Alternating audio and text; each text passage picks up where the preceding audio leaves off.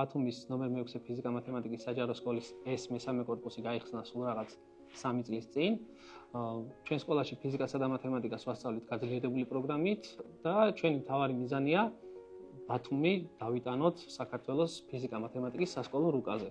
და ჩვენი ადგილი დავემკვიდროთ ისეთ სკოლებს შორის, რომლებიც ყოველ წელს აღწევენ წარმატებებს ეროვნულ სასწავლო ოლიმპიადაზე.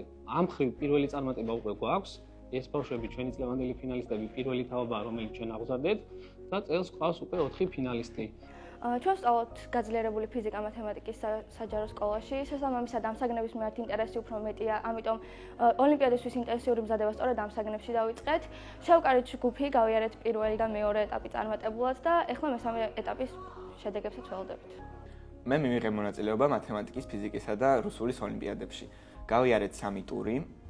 საუკეთესო შედეგები ვფიქრობ, რომ დავდე ფიზიკაში, სადაც პირველ ტურში ავიღე 25-დან 24, მეორეში 25-დან 22, ხოლო მესამე ტურის შედეგებს ჯერ კიდევ ველოდებით. და საკმაოდ კარგი მოლოდინები გვაქვს. ვფიქრობ, რომ ძალიან მაღალი კონკურენცია იყო, რაც ძალიან მახარებს და კმაყოფილი ვარ, რომ ჯამში მივიღე მონაწილეობა ამ ოლიმპიადაში.